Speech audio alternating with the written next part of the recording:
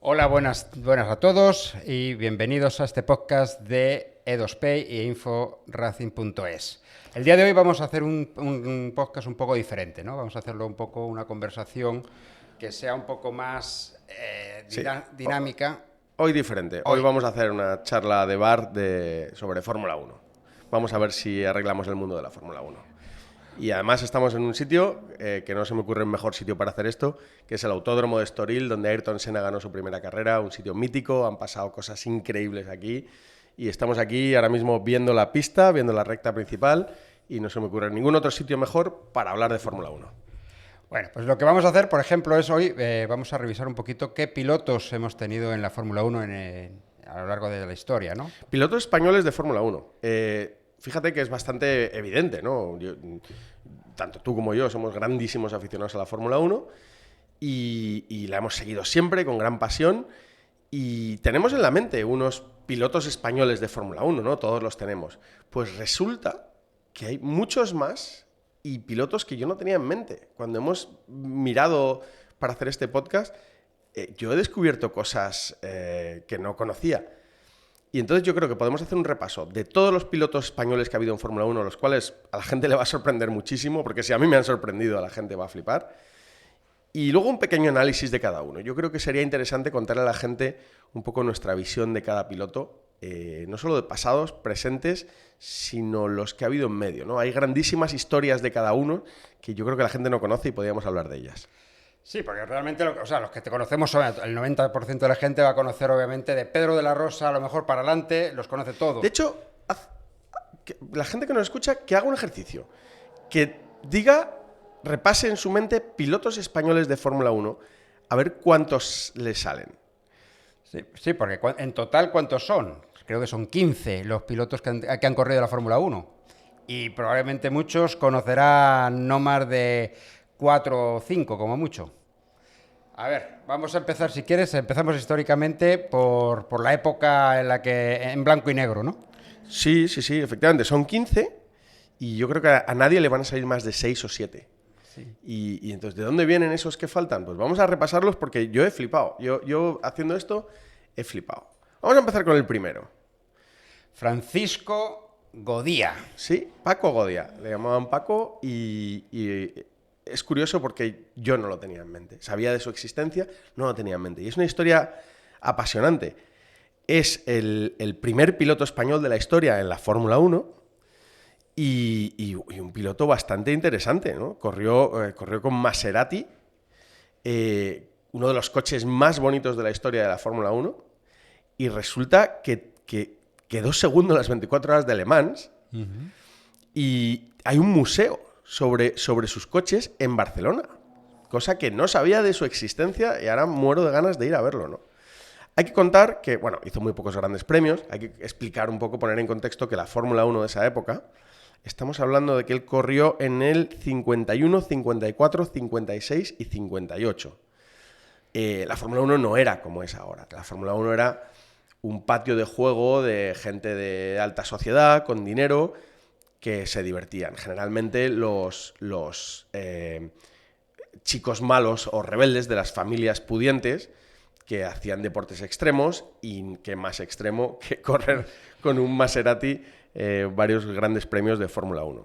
Y además en aquella época no era como ahora que hay 25 grandes premios por año, ¿no? O al revés. En aquella época pues había a lo mejor 5 o 6 carreras al año y obviamente pues por eso el número de grandes premios que se disputan y actualmente, y obviamente ahora hablaremos del que tiene más grandes premios disputados, se desvirtúa un poco, ¿no? Porque en parte realmente, claro, la gente de aquella época, de los 50, 60, incluso 70, pues en un campeonato pues no tenías más de 10 carreras de pronto al año. Menos, incluso eran 6, me parece, en los primeros años.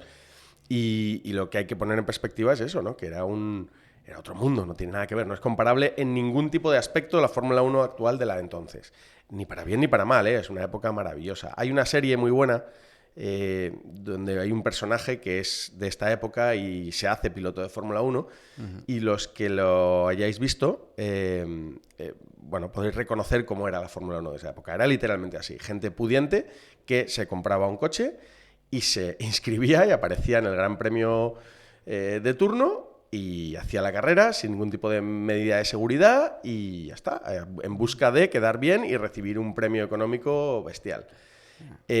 Maravillosa época y maravilloso personaje, Paco Godia, que yo creo que habrá que investigar para ver si hacemos un podcast específicamente de él, porque de verdad que la historia me atrae increíblemente.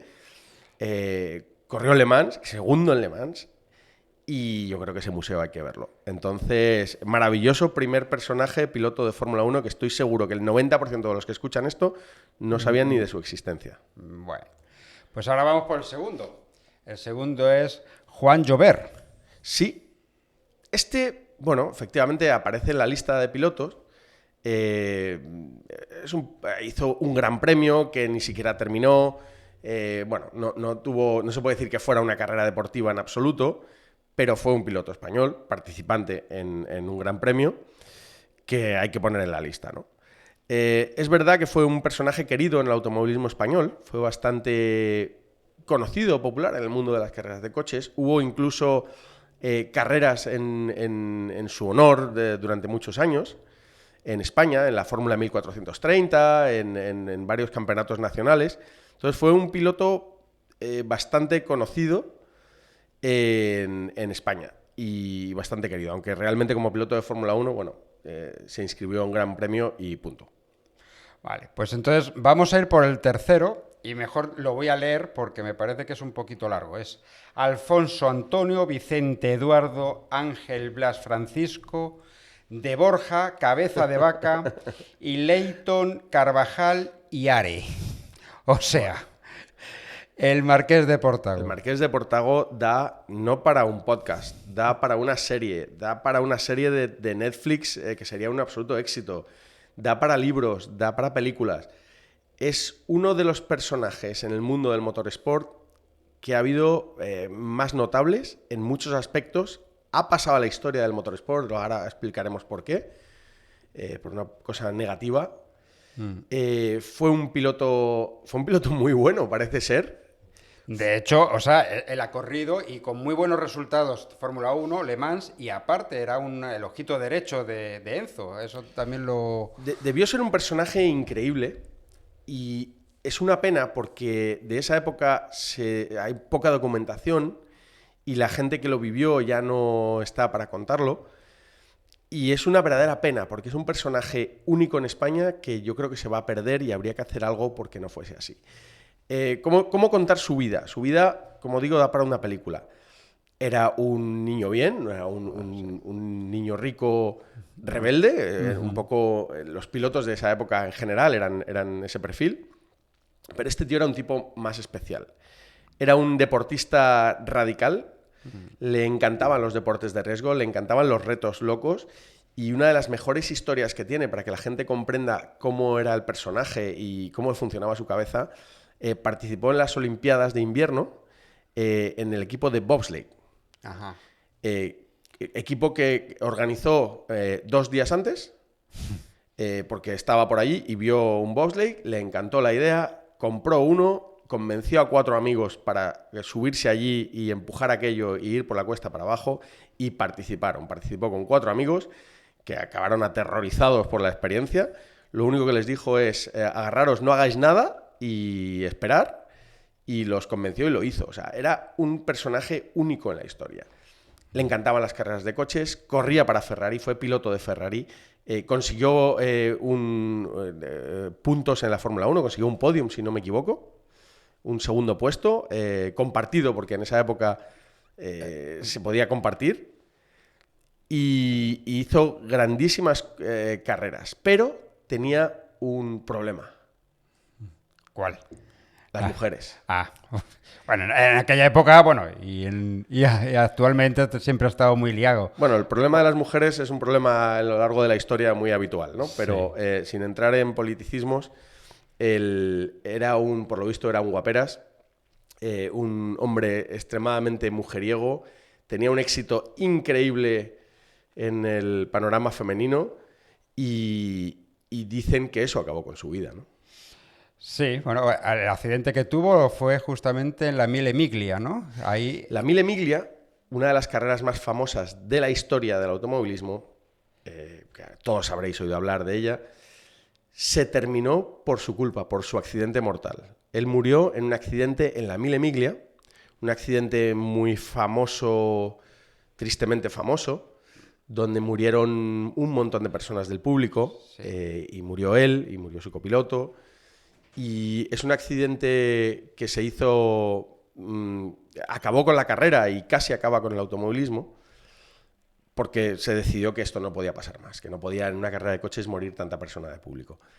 Y la leyenda, que de hecho está la foto, si la buscáis en internet está la foto, es que le ofrecieron para ese último tramo revisar el apriete de las ruedas.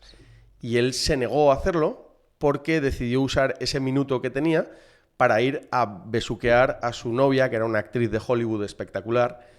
Y esa foto de ese beso está, si la buscáis, la vais a encontrar en internet. Y no sé cuánto habrá de verdad o cuánto habrá de leyenda, pero el hecho de ir a por ese beso en vez de a que revisaran el coche hizo que se saliera una rueda en el siguiente tramo, perdiera el control y se mataran un montón de personas del público, él acabara con la Mille Miglia y con una carrera espectacular. A mí me parece curioso, y eso obviamente es off topic, pero aquí obviamente la Mille Miglia la acabó él por los muertos que ocasionó en su accidente. Sin embargo, en Le Mans, cuando el Mercedes arrasó con media grada después de eso nunca acabó con la carrera de las 24 horas de Le Mans, que eso es algo que eso. Pero bueno. Bueno, acabó con Mercedes. Mercedes se fue de la competición durante un montón de años, no sé si 30 o 40 años. Mercedes estuvo fuera de competición por ese accidente. O sea, sí, pero nunca, pero digamos la competición como tal no acabó. Pero bueno, volviendo otra vez a Alfonso de Pórtago, es importante contar que es uno de los 4 pilotos que actualmente ostenta haber tenido un podio en la Fórmula 1, ¿no? O sea, realmente tenemos 4 pilotos españoles que han tenido un podio. Entonces, y él es uno de ellos, con lo cual eso demuestra un poco la grandeza de este piloto, aparte de sus hobbies detrás del circuito, ¿no? Sí, yo creo que un personaje de verdad quedaría para una serie y ojalá pudiera ser así. Pero desde luego, los que no hayáis oído hablar de él, coger Google ahora, darle una vuelta y vais a alucinar del personaje. Un verdadero personaje de película maravilloso, ¿no? Bueno, pues entonces ya, dicho que ya te decimos es uno de los principales, de los más exitosos, ahora pasamos a Antonio Creus, que es otro piloto de los 60. Sí, Antonio Creus, aparece en la lista porque se inscribió a un Gran Premio en realidad. Yo he leído que se retiró al poco de empezar y también he leído que ni siquiera lo empezó. Alquiló un Maserati, Gran Premio de Argentina y pues participó.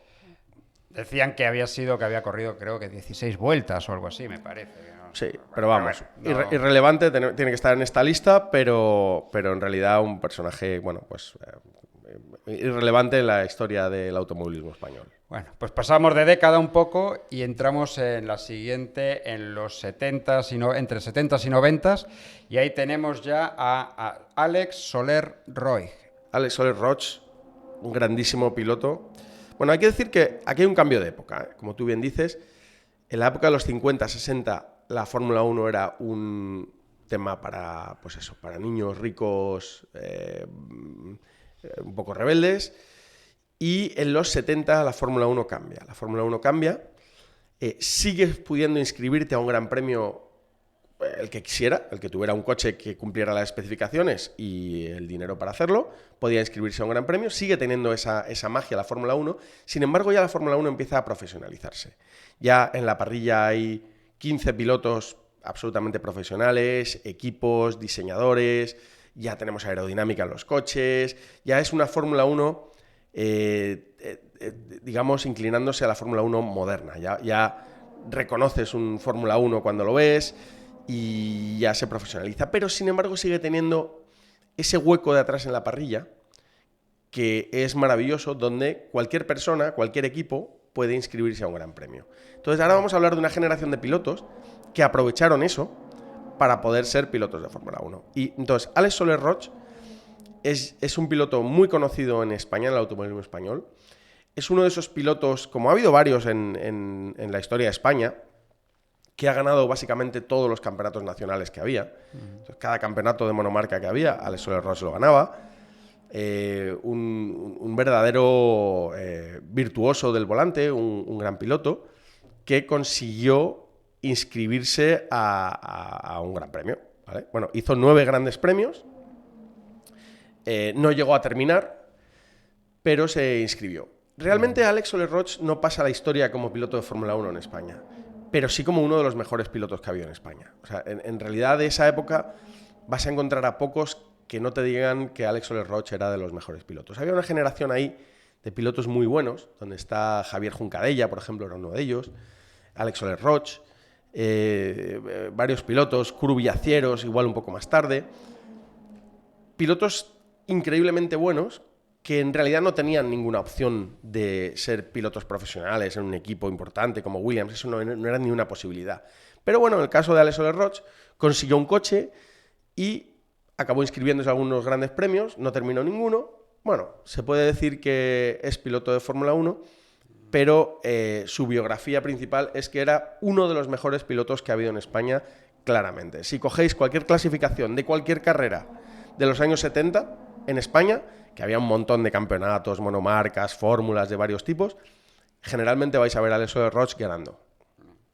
Bien. Bueno, pues nada, ahora ya podremos pasar, digamos, a pilotos un poco más conocidos, ¿no? Por lo menos para gente ya de 40, 50 años, probablemente ya sí van a encontrar algunos nombres mucho más conocidos. Y entramos en Emilio de Villota. Bueno, Emilio de Villota es un caso peculiar, porque es de la misma generación que Soler-Roch, es de este tipo de época. Y lo que pasa es que Emilio es uno de los nombres que seguro que a todo el mundo le viene cuando dices pilotos españoles en Fórmula 1. Si dices 5, seguramente Emilio salga en esa lista. Lo cual es un caso espectacular de marketing. Emilio ha hecho una carrera profesional en el marketing excelente. Emilio era un muy buen piloto, es un piloto con un palmarés espectacular. Pero lo más destacable de Emilio no es el hecho de haber corrido en Fórmula 1, que hizo 2 grandes premios, bueno, con un poco de polémica, donde bueno, hay una leyenda negra sobre el Gran Premio de España, que no dejaron venir a un equipo la Guardia Civil para que entonces pudiera correr. Bueno, si os gusta la leyenda negra y eso, hay una historia divertida que no es el día para contarla, pero es curioso. Está un poco rodeado de polémica. Sin embargo, Emilio lo que hizo fue el primer piloto español que de verdad inventó el patrocinio. Fue el primer piloto español que convirtió ser piloto en algo profesional, que ofrecía el patrocinio, que con ese patrocinio le daba a las empresas patrocinadoras algo a cambio. Fue el pionero en profesionalizar el automovilismo en España, en mi opinión. Y no es poca cosa, ¿eh? O sea, yo creo que Emilio pasará a la historia como piloto de Fórmula 1 cuando en realidad lo que le debemos en el automovilismo español es haberlo profesionalizado y haber dado pie a lo que hoy son los pilotos de Fórmula 1. Sin Emilio de Villota, seguramente todo lo demás después no hubiera ocurrido. Y no estamos hablando de sus cualidades como piloto, sino de que reinventó el automovilismo en España. Luego, pues ahí, pues bueno, hizo muy pocos grandes premios, no los terminó. En el Gran Premio de España tuvo una historia que chocó contra el primero y el segundo cuando les doblaban. Bueno, hay varias historias, digamos, chungas con respecto a lo que pasó en la parte deportiva.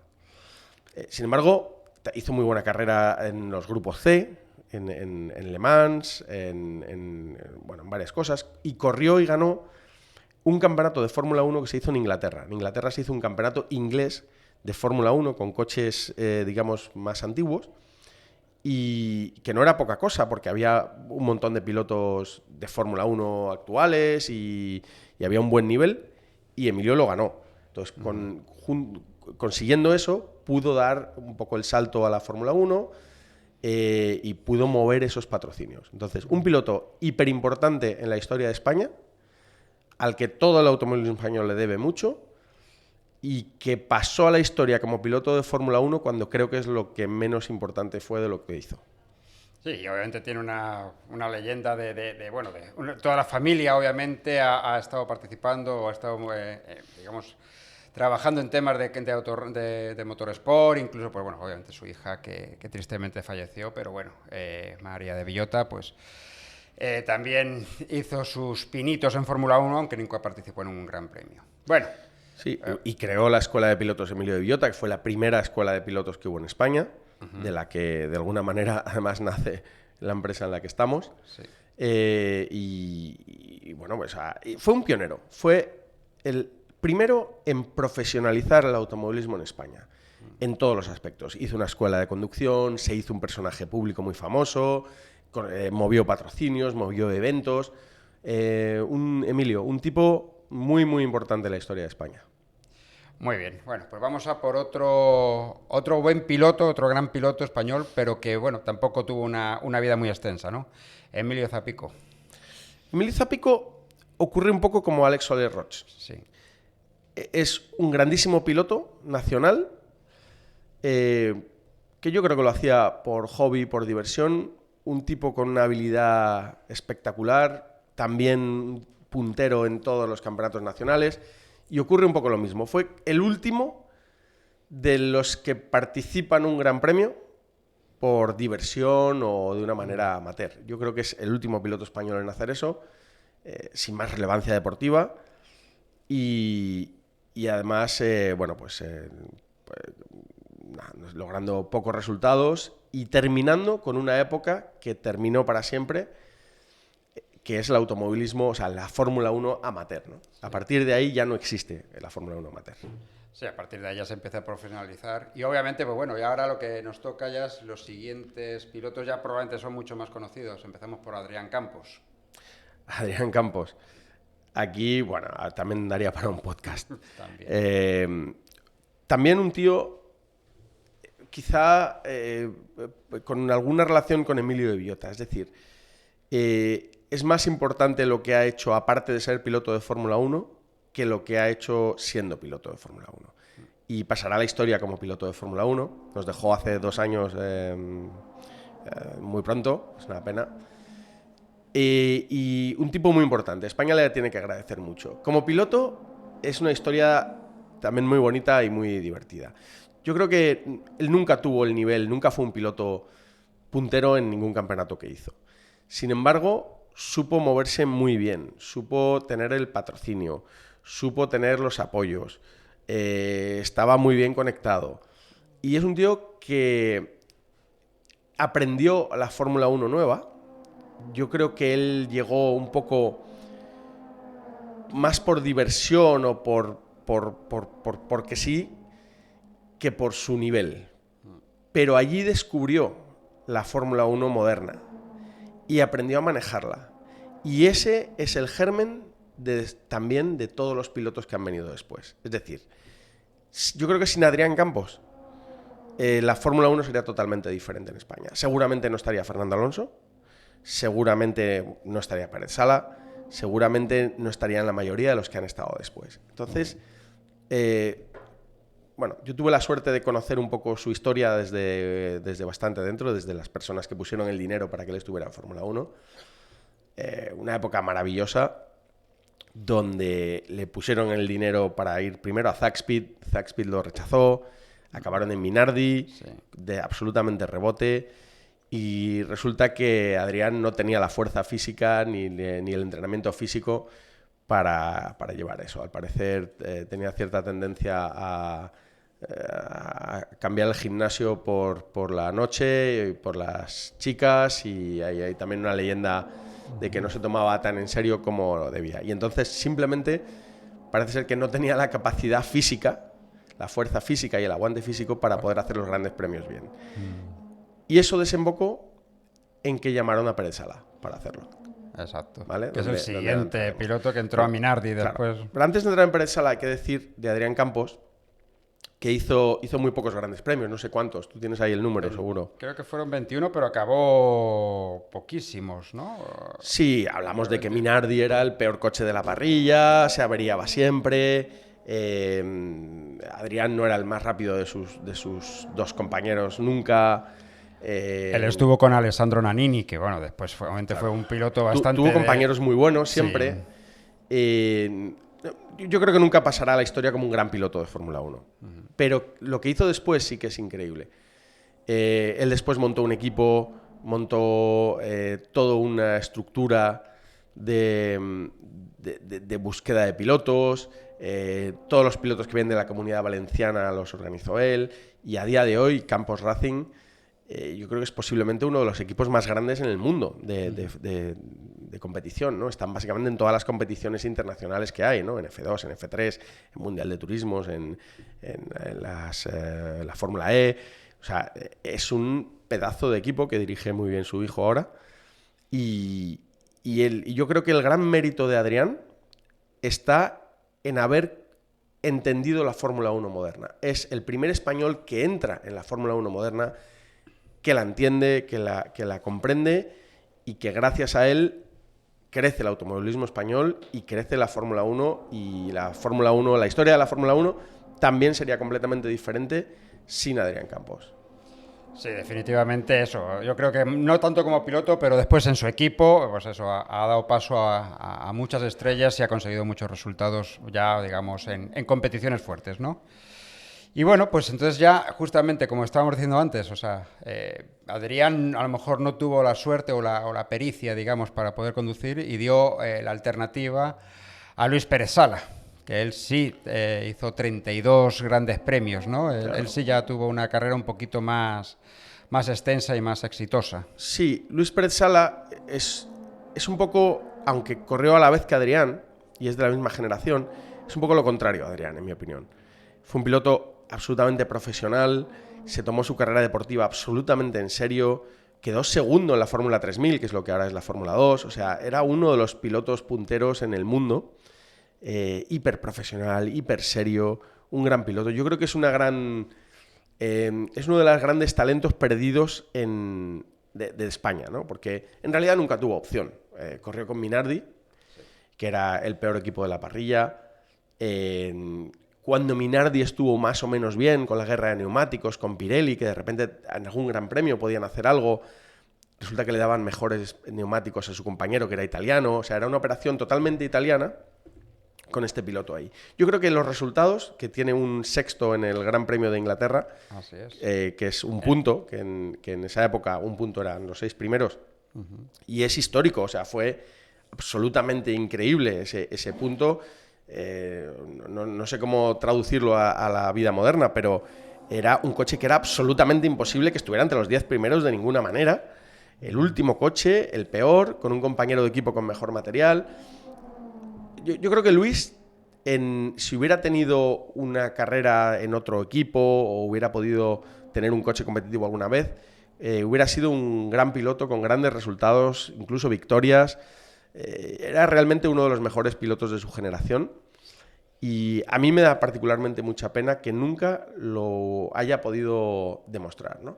Luis es un tío tranquilo, para mí fue uno de mis primeros ídolos, él y Adrián fueron uno de los responsables de que, por ejemplo, yo esté en el mundo del motorsport. A mí ver el casco con la bandera de España de Adrián era algo que me emocionaba. Y ver a Pérez Sala en esa lucha y haciendo cosas mejores que las que debía hacer con un coche malo, realmente me emocionaba. Y yo creo que Luis es el gran talento perdido del automovilismo español, ¿no? Realmente no había ninguna opción. O sea, nunca tuvo ni la mínima opción. Solamente que estuviera ahí era un absoluto milagro. En parte gracias a Adrián Campos, porque como Adrián no podía, buscaron a Pérez Sala para que pudiera terminar los grandes premios. Esto me lo ha contado el patrocinador que les apoyaba, que era Lois en este caso.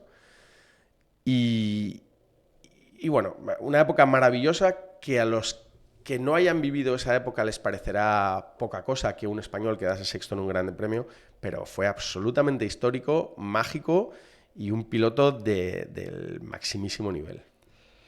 Sí, a mí, yo de hecho de Luis Pérez Sala lo que recuerdo mucho es bueno, las peleas ya, pero ya después en turismos, o sea, cuando estaba con Alfa Romeo y que estuvo, bueno, de hecho con Luis Villamil también, hacían esas peleas con los Alfa Sud, me acuerdo, con los Alfa Romeo y eso. Yo no recuerdo si él también después estuvo en el europeo, ¿no? Me parece. él hizo mucho turismo, de hecho, después fue campeón de España de turismos, estuvo en las 24 horas de Spa, estuvo a punto de hacer Le Mans, no sé si lo llegó a hacer, pero desde luego estuvo muy cerca de estar en el equipo Jaguar oficial de Le Mans. Y antes que eso estuvo en la Fórmula 3 luchando junto a un equipo español de Fórmula 3 en el europeo, junto a Luis Villamil, en el campeonato Alfa Sud. Realmente un piloto de raza que es realmente una suerte haberlo tenido y que el que vea sus resultados nunca entenderá el gran piloto que fue para España Luis Pérez Sala. Bueno, pues ahora ya pasamos a la vida moderna, que ahora ya están, digamos, los que quedan, los pilotos que ya nos quedan obviamente son los ya que conoce prácticamente todo el mundo, ¿no? Empezamos por Pedro Martínez de la Rosa, ¿no? Que también, bueno, tuvo una primera... Yo creo que su vida en la Fórmula 1 tuvo como 2 etapas, ¿no? Una primera etapa, incluso hasta 3 diría. Una primera como piloto en escuderías un poco, digamos, no tan potentes. Después la oportunidad que le dan en McLaren y por último ya como probador, ¿no? Que lo ha probado prácticamente todos los grandes monoplazas, ¿no? de su época. Bueno, Pedro, ¿qué vamos a decir? Además ya la gente, ya en estos pilotos, la gente ya los conoce, los ve, ha oído hablar e incluso pues muchos habrán visto sus carreras. Pedro también es una decepción que no haya tenido más palmarés. Todo indica, su palmarés, su carrera deportiva entera, indica que era, pues a lo mejor el mejor piloto de su generación. Pedro ganó absolutamente todas las categorías que hizo, todas, sí, contra todos los pilotos que después han ganado campeonatos del mundo y tal. Hiperprofesional. Bueno, cualquiera que lo vea en la tele lo ve perfectamente como es. Un tipo hiperprofesional. El piloto perfecto. Muy competitivo. Piloto perfecto. Una imagen impecable. Un carácter excelente. Un tío profesional. Un piloto rapidísimo. Un piloto que es capaz de trabajar con su equipo. Un luchador. No tenía ni una sola fisura. O sea, Pedro tenía que haber sido campeón del mundo de Fórmula 1. Y creo que tenía la capacidad para serlo. Recordemos que era una época... Los principios de los 2000, final de los 90, era una época que no había pilotos latinos. No existían. Un piloto latino era una cosa rarísima. De hecho, yo recuerdo el primer podium de Juan Pablo Montoya, que, por cierto, está aquí hoy corriendo la Copa Racer, lo cual me parece una noticia de por sí. Juan Pablo ha tenido la deferencia y me parece bestial de venir a correr una carrera de minis a Estoril por pura diversión con su hijo. Un tío de ese nivel, o sea que habla mucho de él, perdón por el paréntesis, pero es importante. El primer podium de Juan Pablo Montoya, yo me emocioné escuchando hablar español en la rueda de prensa de los 3 primeros. Hasta ese momento, yo nunca jamás había oído hablar español en una rueda de prensa de la Fórmula 1. Y el hecho de que un piloto, cuando les hacen hablar en su idioma, hablase en español, fue algo histórico. Y estamos hablando de principio de los 2000. Claro. Con esto quiero decir, ahora nos parece muy normal. Ahora hay mexicanos, hay españoles, hay de un montón de países latinos. Eso no era normal. Es como si ahora hablas de un tailandés en la Fórmula 1. Entonces, Pedro, siendo un piloto con un palmarés increíble, estaba en un sitio que no le correspondía, donde era un bicho raro. Y yo creo que eso ha tenido que ver. Eso ha tenido que ver. Hasta en esa época los pilotos eran brasileños o ingleses. O alemanes. O italianos también. Pero un español, no, un colombiano, eran cosas muy raras. Y yo creo que Pedro entró en la Fórmula 1 como tenía que entrar, porque no había ningún otro piloto que hubiese ganado todo, incluido la Fórmula Nippon. Yo creo que hizo una carrera muy buena, una carrera profesional muy buena, la que pudo hacer. Es una pena que en la época de McLaren, donde consiguió su único podium, no tuviera la oportunidad de hacerlo de verdad. Él lo cuenta en muchos podcasts, este no es el de contarlo, pero como en realidad él no tuvo opción a competir de verdad en esas carreras, pero es la única vez que él ha tenido un coche competitivo y en realidad no tuvo opción a poder demostrar lo que él era. Es una pena porque yo creo que hubiera podido ganar un gran premio perfectamente y su carrera sería diferente. Dicho esto, yo creo que la carrera de Pedro es bestial. Lo que pasa es que, claro, si la comparamos con la de Alonso, puede parecer que no. Pero la carrera de Pedro es bestial. Un montón de años en Fórmula 1, no sé cuántos. ¿Cuántos son? Pues un montón de años en Fórmula 1. Ha trabajado para las grandes marcas, sigue trabajando para grandes marcas. Es un tío absolutamente respetado. Fue el director de la Asociación de Pilotos de Fórmula 1 durante muchos años. Es un tío respetado por todos y cada uno de los pilotos, por todos y cada uno de los equipos. Se lo rifan las marcas para trabajar con él.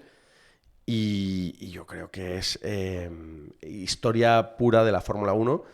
De nuevo, con un palmarés que no hace justicia a quien es Pedro de la Rosa. Bueno, él hizo 105 grandes premios, ¿no? En un total de 9 temporadas. Pero lo que tú dices, o sea, más allá de los resultados y de la probablemente poca oportunidad que tuvo para poder demostrar lo que valía, es eso. O sea, cuando ya coges a McLaren o a Ferrari y te ponen como piloto probador, como desarrollador del coche. O sea, demuestra que el tío tiene mucha capacidad para poder entender un coche y para poder desarrollarlo, cosa que obviamente pues lo hizo exitosamente, pero después pues obviamente no se le dio esa oportunidad, ¿no? De poder correr en una...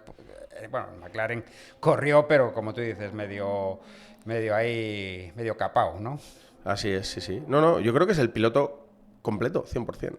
En realidad mucho más completo que Fernando Alonso. O sea, no se me ocurre un piloto en la historia de la Fórmula 1, de los españoles, que sea más completo que Pedro. Lo tenía absolutamente todo. Y yo creo que es no voy a decir que es un talento perdido, porque no se ha perdido, porque ha hecho una carrera profesional bestial, pero es una pena porque es un tipo que podía haber sido campeón del mundo incluso. Sí, podría haber tenido mucho más palmarés.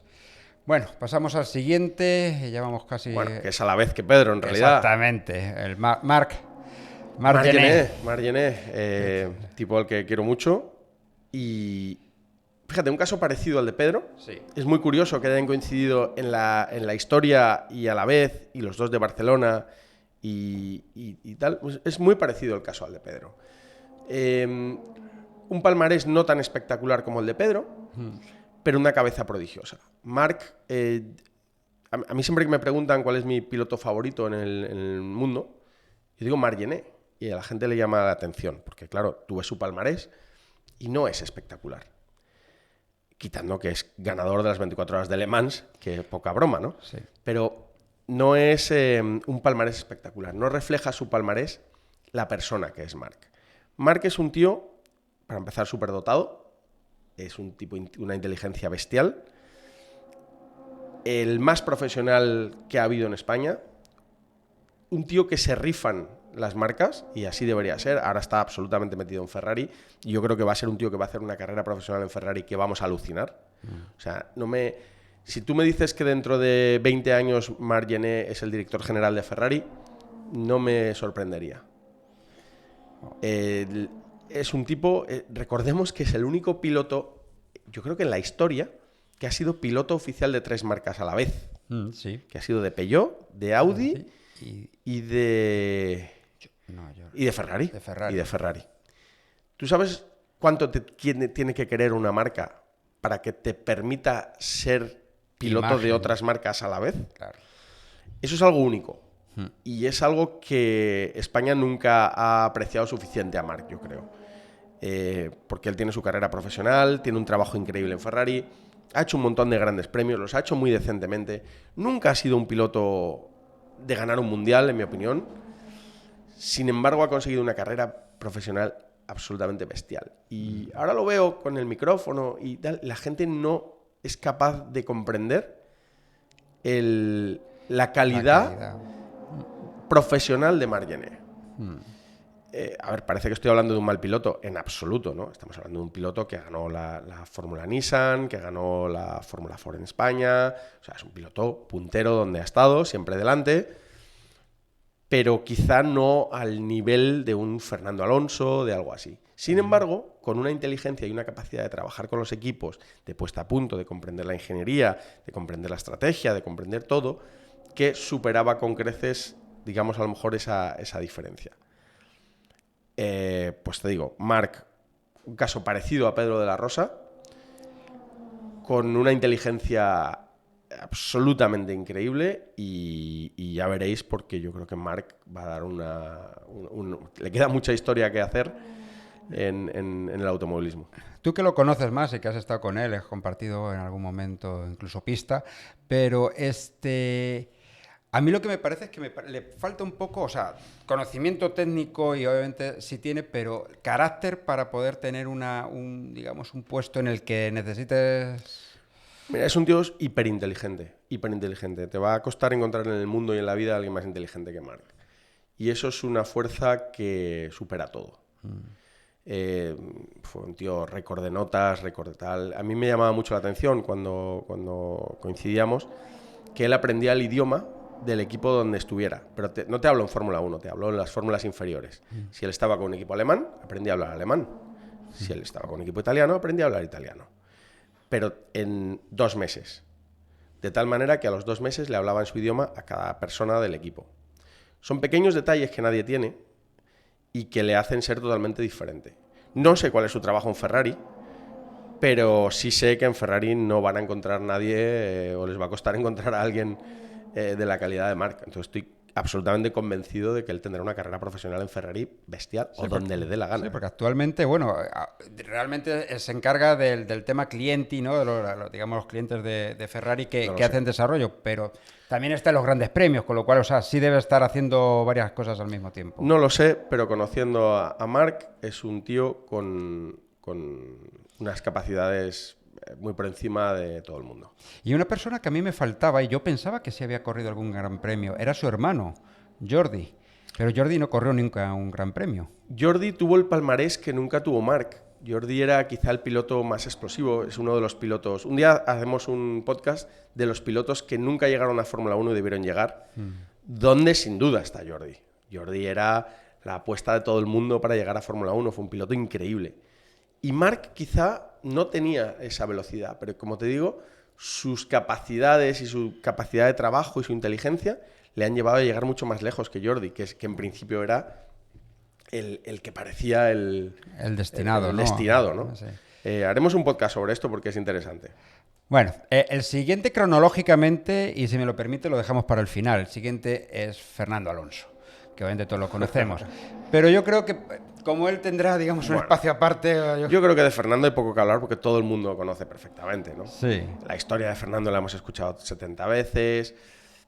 Yo creo que lo bonito de Fernando que hay que contar es que su talento, y mira que es una palabra que no me gusta, pero su performance en la pista ha sido siempre tan superior que era inevitable que llegase a Fórmula 1. Me encantó lo que dijo Roldán Rodríguez el otro día aquí. Que, bueno, le preguntabas cómo de cabreado estaba por no haber llegado a Fórmula 1, por quedarse en las puertas, y él te dijo una reflexión que es muy interesante, que es, mira, si yo hubiese sido como Max Verstappen o como Fernando Alonso, yo estaría en Fórmula 1 sin duda. Claro. Y creo que eso es Fernando Alonso, punto. O sea, tiene todo en contra. Fernando Alonso tiene todo en contra. Hemos hablado de las cualidades de muchos de los pilotos que han pasado, ¿vale? De Emilio de Villota, su capacidad de crear patrocinio, de Pedro de la Rosa, su completismo, de Margené, su inteligencia. Fernando no tiene nada de todo eso. Lo que tiene es un performance en la pista que aplasta a todo lo demás que hemos hablado. Y ha sido así absolutamente toda su vida, desde los karts, pasando por las fórmulas inferiores, cada vez que ha subido a un coche y cada vez que tiene un compañero al lado que destruye. Sus capacidades en la pista hablan por encima de todo. Es un chaval asturiano, ahora más o menos un tío pintón, pero no era un chaval no tenía una imagen espectacular, no tenía idiomas, no tenía padrinos especialmente válidos, no tenía nada para ser quien ha sido, salvo un performance al volante que nadie más tiene. Y cuando llega un talento así, es inevitable, imparable, como Max Verstappen. Max Verstappen sí tiene muchas cosas, pero en realidad tiene una imagen todo el día a la cara de asco, tiene una actitud totalmente antideportiva, es un tipo que particularmente agrio, no es particularmente agradable a ningún aspecto, ¿no? Sin embargo... Bueno, quizás Kelly Piquet piensa diferente, pero bueno, sí. Kelly Piquet lo ve de otra manera, por lo que sea, pero... a ver, si Max Verstappen fuera más lento que Checo Pérez, habría salido de la Fórmula 1 el segundo año. Seguro. Porque no tiene nada. Pues a Fernando le pasa un poco igual. O sea, su performance al volante habla por él. Punto. Y ahí además fue, bueno, pues ahí se juntan, digamos, los caminos de dos de los pilotos españoles de Fórmula 1, porque ahí un poco Adrián Campos fue, aunque eso ahí también hay mucha leyenda, pero obviamente es un poco el que le da el empujón, ¿no? Para llegar a la Fórmula 1, ¿no? Sí, el destinado era Antonio García, del que hablaremos cuando hagamos el podcast de pilotos que debieron estar en Fórmula 1. Y el destinado era Antonio García. Y había un coche libre y Antonio dijo, oye, ¿por qué no subís a mi amigo, este asturiano y tal? No sabían ni quién era. Y acabó eclipsando a Antonio García y eclipsando a todo el mundo. Pero fue un poco un accidente. Y una vez vieron lo que tenían, la cosa fue imparable. Y eso fue todo gracias a Adrián, o en gran parte gracias a Adrián, el darle esa oportunidad. Pero lo que habla de él es su capacidad al volante, que estaba por encima de todo el mundo que le han puesto al lado. Pero tú, que eres una persona con técnica y que bien ha hecho mucho tema de análisis, ¿es un piloto de los que podríamos decir rápido? O sea, yo siempre hago muchas comparaciones, ¿no? Digamos, entre lo que es un piloto Ayrton Senna y lo que es un piloto Alain Prost, ¿no? O sea, Senna es rápido, siempre va dándolo al máximo, mientras que Prost era un más analítico, más iba analizando. Yo es que a Alonso le veo un poco más Prost y menos Senna, ¿no? ¿Sabes qué pasa? Que yo creo que ya no se puede medir así, porque el automovilismo ya desde que Fernando estaba en karting ya no es así. Ya la estrategia, el trabajo en equipo, todo eso ya formaba parte de los mundiales de karting en los años 90. Lo que tiene Fernando es que cada vez que le han puesto a alguien al lado, lo ha destruido. Cada vez. Desde el karting, fórmulas, Fórmula 1, cualquier compañero de equipo. Y cuando eso pasa durante 25 años, cada día, es una fuerza imparable. ¿Y Prost o Senna? No, ninguno, porque la Fórmula 1 moderna tienes que ser Senna y Prost a la vez. Tienes que manejar a tu equipo, tienes que saber de puesta a punto, tienes que tratar con ingenieros. O con Iwi también. Tienes que ser un poco todo. Y estratega, todos vemos cómo Fernando va hablando y pensando en el coche y viendo yo tengo información un poco interna sobre cómo trabaja, porque he tenido gente que ha trabajado con él en Fórmula 1 muy cercanamente. Y esto que ahora, este año se ha descubierto de que mira las pantallas, me lo contaban en la época de Renault. O sea, me contaban anécdotas de el tío haciendo la vuelta rápida en carrera, diciendo, oye, veo en la pantalla que no sé quién va quinto, si la vuelta rápida no sé qué, y si este adelanta al otro nos convendría no sé qué tal. Esto mientras hace la vuelta rápida. O sea, es un tío con unas capacidades bestiales. Y yo creo que ya no se puede comparar, en plan, que es más Senna que Prost o Prost que Senna. Yo creo que es un tío absolutamente completo, con una inteligencia muy fuerte, con una velocidad muy fuerte, y que le han permitido esas dos cosas hacer mal todo lo demás. Porque, de nuevo, no es un tío que se preste a la publicidad, no tiene una imagen de no sé qué, no le es da igual carismático como todo. tal. Le da igual todo, como a Max Verstappen. Le da igual todo, porque la velocidad habla por él. Es uno de esos pocos casos que es así. Bueno. Pasamos de nuestro piloto más laureado y más exitoso y el que ha hecho que digamos que ahora todos sigamos la Fórmula 1, a otro que, bueno, tuvo una entrada agridulce, vamos a decir, ¿no? Porque pareció que sí, o sea, tenía toda la foto perfecta para poder triunfar, pero por situaciones diversas que ahora nos vas a contar, pues se esfumó. Jaime Alguersuari. Algunos que oigan esto se reirán de que yo tenga que hablar de esto. Jaime es el juguete roto por definición. No sé, no lo tengo en gran estima. No sé si soy yo el que debería hacer este análisis.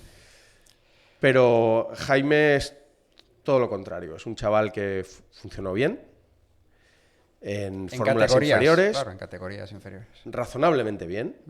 Nunca fue el piloto a destacar en ninguna cosa. Y creyó que él era la última Coca-Cola del desierto desde que era un niño. Desde que era un niño lo crecieron diciendo que él era Max Verstappen.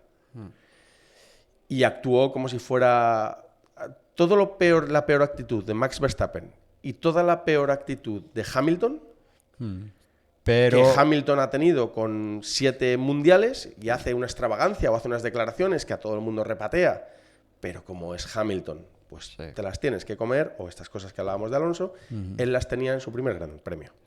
Sin demostrar todavía que tuviera Sin ninguna nada. habilidad, Él sin llegó haber allí demostrado nada. asumiendo y exigiendo que él era el mejor. Creo, todo esto son opiniones mías, por favor. Pero yo creo que es así. Entonces cayó fatal desde el primer momento. Desde el primer momento no encajó ni con los equipos, ni con los patrocinadores, ni con el público, ni con absolutamente nadie. O sea, era un tío que veías una entrevista y joder, estaba amargado, triste, enfadado, constantemente exigiendo. Entonces, claro, un piloto en su primer, segundo, tercer mundial no tiene nada que exigir. Cuando en la pista no era un mal piloto en absoluto, no se puede decir que fuese un mal piloto, tampoco se puede decir que fuese increíble. Y el otro día oía precisamente una entrevista a él, donde el entrevistador yo creo que lo definió muy bien. Dijo, yo creo que llegaste a la Fórmula 1 por tus méritos y te fuiste por tu culpa. Y yo creo que lo define perfectamente, ¿no? Él llegó, yo creo que era razonable que él llegase a Fórmula 1 porque estaba apoyado por Red Bull, de esa generación de pilotos de Red Bull quizá era la punta de lanza y tal, y yo creo que amargó a todo el mundo hasta que se lo quitaron de encima a todo el mundo, encantado, incluido los que veíamos los grandes premios. O sea, yo creo que era amargante verle y no era un placer verle luchar.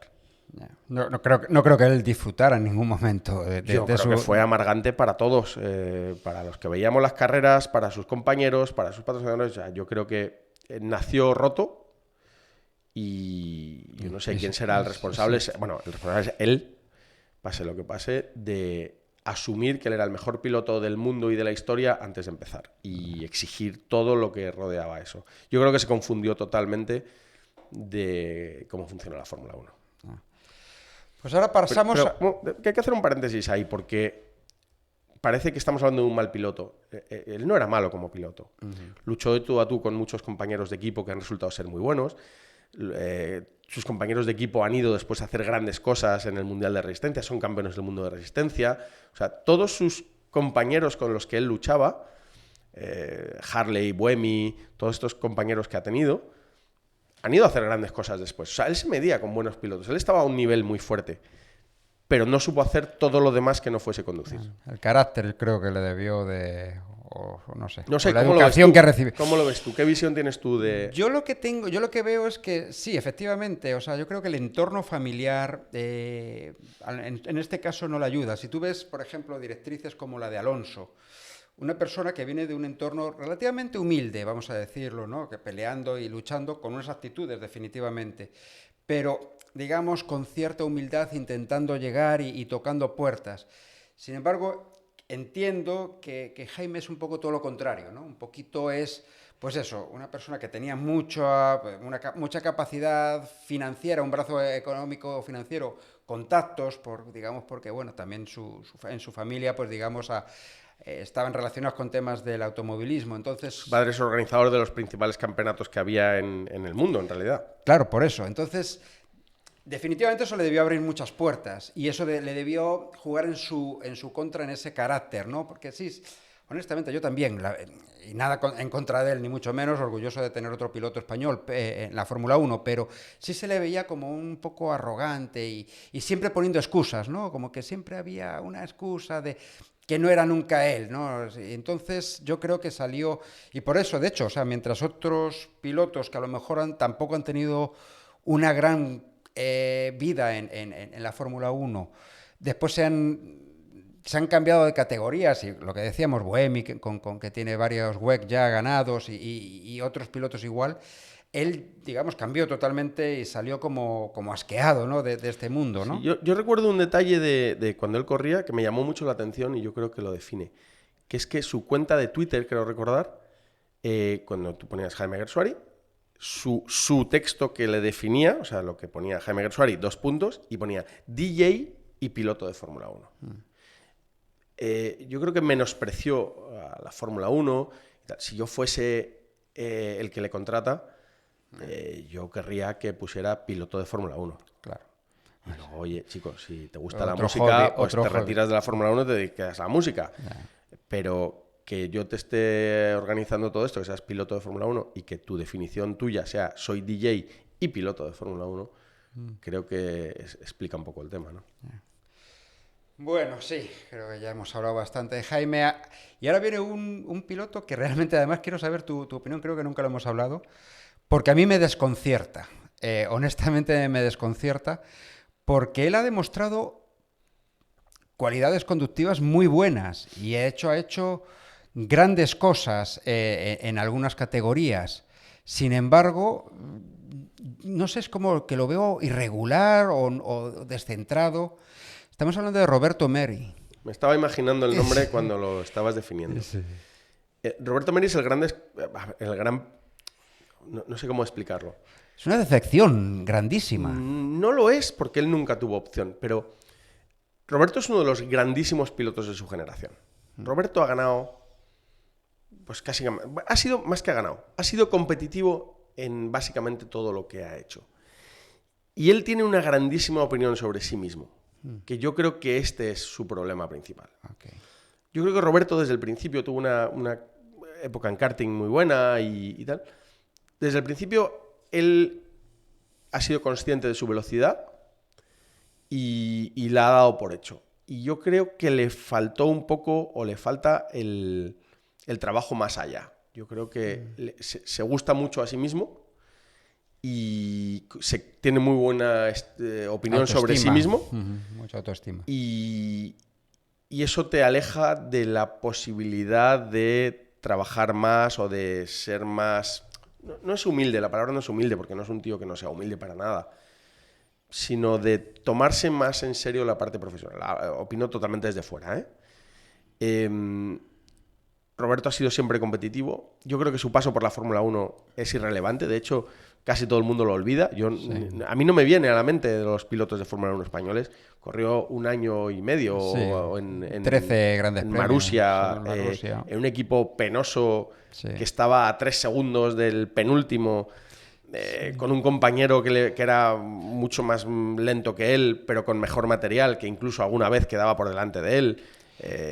Yo creo que no le hizo ningún bien a Roberto. Pero, por ejemplo, sí, efectivamente, en la Fórmula 1 no se le va a recordar como un gran piloto, pero después pasó Injustamente, porque es un gran piloto. Exacto, sí. Claro. Yo creo que la Fórmula 1 le hizo mal.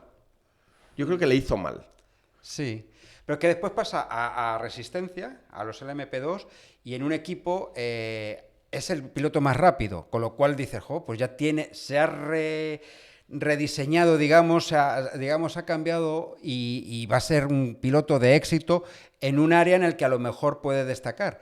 Y sin embargo hizo 2 o 3 carreras, muy buen, siendo el más rápido de su equipo y todo, pero vuelve a desaparecer, se va a Japón. Roberto es uno de los pilotos más rápidos de España, eso no es duda. Yo creo que la Fórmula 1 le hizo mal porque no solo no le hizo demostrar nada, sino que fue al contrario, le hicieron una trampa.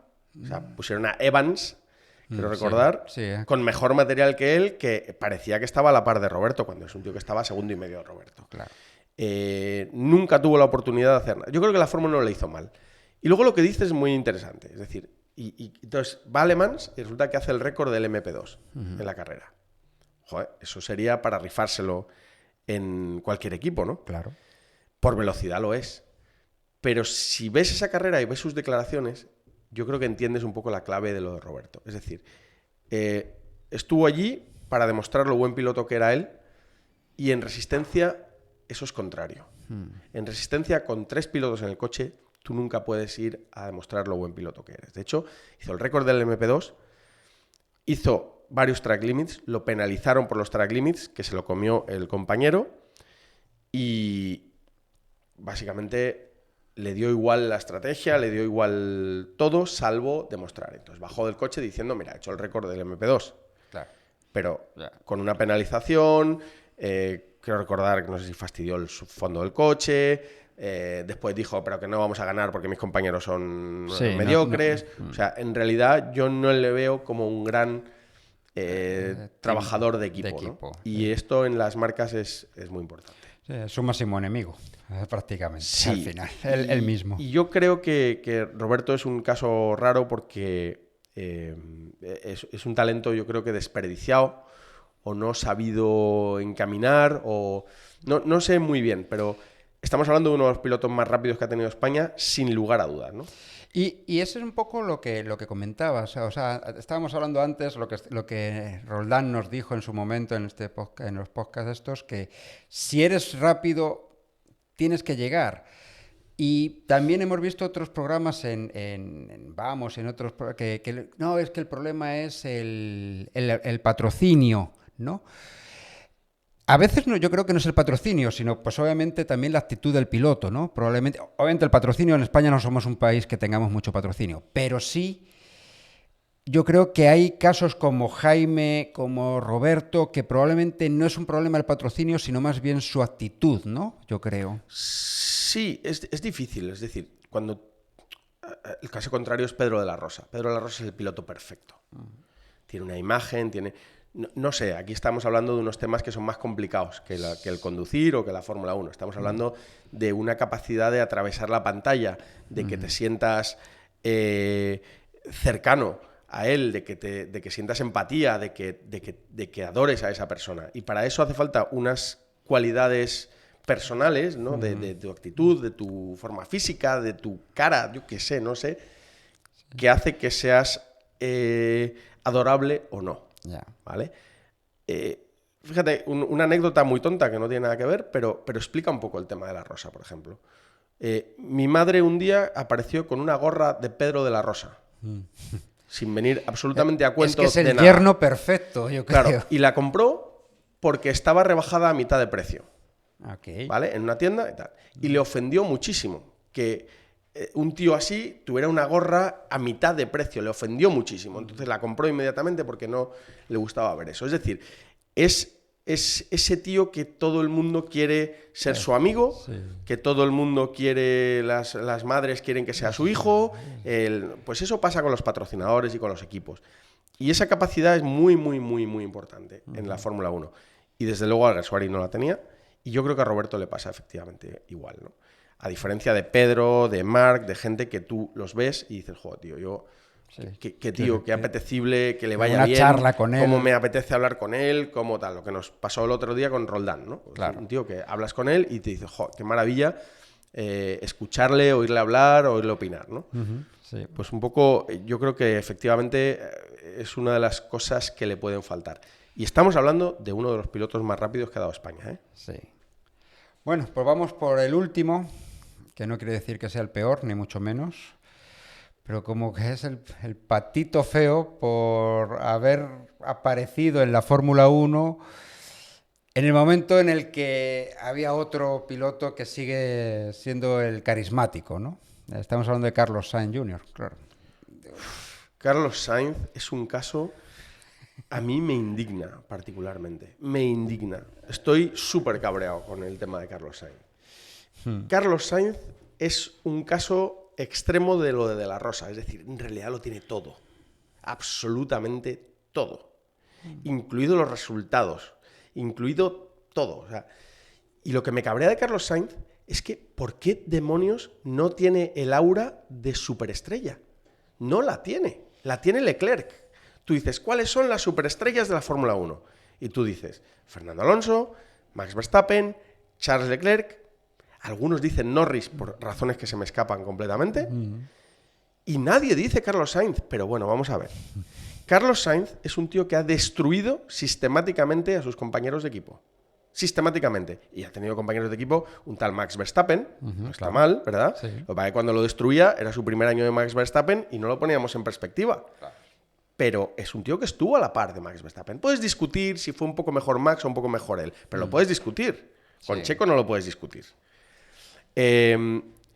Ha tenido de compañero a Lando Norris, que tiene aura de superestrella. Correcto. Lando y no es que estuviera a la altura, no, es que estaban en dos ligas diferentes. Claro. Charles Leclerc era la superestrella. Sí. Y genuinamente creo que se puede discutir que este año lo ha hecho mejor que Charles, el primer año en Ferrari lo hizo mejor que Charles, el año pasado no, el año pasado pinchó. Pero estamos hablando de un tipo con un performance de superestrella, con un look espectacular, al menos eso dicen las niñas. Que me corrijan, por favor, las oyentes si no están de acuerdo con esto. Una familia espectacular. El padre de Carlos que vamos a contar es probablemente el mejor piloto de la historia de España. Sí. O sea, tiene una historia bonita. Es el hijo de un campeón del mundo de rallies que hace su carrera, que llega a Fórmula 1, que llega a ser piloto de Ferrari. Es decir, tiene absolutamente todo de su mano. Los resultados le avala su historia, le avala su imagen, habla genial, es un jugador de equipo, es un tío que suma. O sea, es una superestrella, Carlos.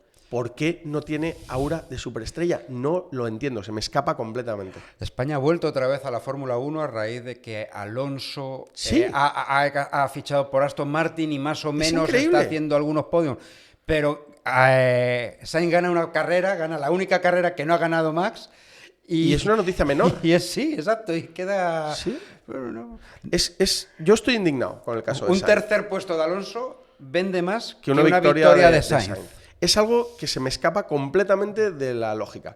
Todo lo que hemos hecho, el repaso de todos los pilotos, donde hemos puesto en valor efectivamente ese aura, ese saber hacer, esa profesionalidad, esa inteligencia, esa velocidad, es que lo tiene todo.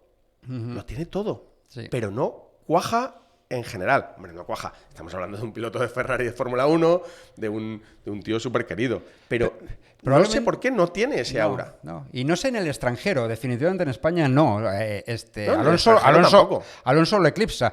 Pero sí, ¿te acuerdas que además hacían la broma Lobato y eso, de que antes, obviamente ahora está en Ferrari, a lo mejor ahora un poco más, pero antes, cuando estaba en McLaren o incluso en Renault, dice, no, es el piloto invisible, le decían. Es que incluso en las retransmisiones ni siquiera la gente se fijaba, los realizadores de televisión ni siquiera se fijaban en él, ¿no? O sea, era muy curioso. Es un caso muy curioso que habrá que estudiar. Desde luego es súper interesante. Sí, ver marketing, por qué. en las escuelas de marketing. Ver por qué. Porque realmente lo tiene todo. Bueno, no, hay una crítica que tengo que hacerle, efectivamente. Que ahora la ha solucionado. Pero todo el principio de su carrera, cada vez que hacía un adelantamiento, salía su madre aplaudiendo. Eso me parece indignante. Tiene que salir una supermodelo. En todos los demás pilotos, cuando adelanta, hay una supermodelo en el box dando palmas. Claro. Yo creo que a lo mejor eso tuvo que ver. Desde luego ha sabido corregirlo y ahora lo tiene muy bien organizado. Ojo, que vamos a entrar en un tema que nos deja aquí otras 5 horas. Si es el piloto de antes con el de ahora. O sea, porque claro, ahora lo de la madre pega también con el jugar al golf, con las bromitas así, por ejemplo, con Norris que se hacían, comparado con la época Piquet, Senna, Mansell. Yo creo que, ahora fuera de bromas, yo creo que esas cosas jugaron en su detrimento. Es decir, si no hubiera jugado videojuegos con Lando, si no hubieran hecho bromitas de no sé qué, si no hubiera sido golf, si no hubiera estado su madre aplaudiendo en vez de una supermodelo, a lo mejor ese aura del principio hubiera sido diferente. Desde luego es un tema interesante a discutir, ¿no? Pero tú quieres que un piloto de Fórmula 1 sea una referencia, un superhéroe. Y tienen que actuar como superhéroes. Dicho esto, tenemos a Charles Leclerc, que sus hobbies son el ajedrez y el piano, lo cual también me indigna públicamente. Sí. Bueno, pues ya hemos repasado un poco los 15 talentos que hemos tenido en la Fórmula 1. Esto daría porque hay muchos más que se han quedado en el camino y que eso también lo vamos a tener que tratar algún día, porque bueno, pues, especialmente en esa época de Alonso, los Borja García, Antonio García, Roldán Rodríguez, Javi Villa, toda esta gente, y bueno, y antes Jordi Gené y eso. Entonces vamos a tener que tratar ese tema en otro podcast. Pero, y ahora, o sea, muy rápidamente, ¿qué es lo que viene detrás del incombustible Alonso, que yo espero que se quede por lo menos 2 o 3 años más, y del invisible Sainz, ¿no? Pues en realidad solo hay uno ahora mismo que podemos hablar de él, que es Pepe Martí. Que en realidad tiene detalles muy buenos. Hay que ver, ¿no? Tienen que desarrollarse. Pero bueno, hay poca cantidad, pero yo creo que hay calidad. Pepe Martí Ahora ha fichado por Red Bull, no sé si es una buena movimiento o no. Eso te iba a decir, porque ¿Tú Red Bull opinas que es no? un... Yo opino que no. Pero ha tenido detalles muy buenos. Ha ganado carreras en Fórmula 3, en Mónaco, en su Gran Premio local. La imagen es perfecta, habla increíblemente bien. Tiene ese aura, ese rollo Pedro Martínez de la Rosa, a mí me recuerda mucho a él. Y ojalá la cosa vaya cuajando y tengamos reemplazo. Bueno, también tenemos, no olvidemos, a Mari Boya, que Mari bueno... Boya está teniendo muy buena pinta. Sí. No tiene ese aura de Martí, pero sin embargo los resultados no hacen nada más que mejorar y mejorar y mejorar y mejorar. Y ojo a Mari Boya. Sí. Está ahora en las prácticas que hicieron en invierno de la Fórmula 3, estaba ahí entre los 5 primeros y la verdad es que me suena un poquito un estilo Sainz también, a lo mejor de esos de los que no vende, No lo sé, pero que sean rápidos. No lo sé. Queda Son chavales mucho, muy ¿no? jóvenes que todavía no han desarrollado su imagen pública, pero bueno, a ver, son nuestra siguiente esperanza. Espero que sean 16 y 17 en la historia de la Fórmula 1 española. Bueno. Pues nada, pues bueno, yo creo que con esto ya hemos hecho un buen repaso del automovilismo español en la Fórmula 1 y la verdad es que esperemos que, digamos, que sigamos teniendo, digamos, esos herederos de Alonso y de Sainz para que podamos seguir disfrutando de este deporte. Ojalá. Pues muchas gracias y bueno, pues seguiremos en otro podcast. El siguiente, pilotos que debieron estar en Fórmula 1. El siguiente haremos eso. Bueno, pues muchas gracias a todos por seguirnos y estaremos en otro podcast próximamente. Gracias.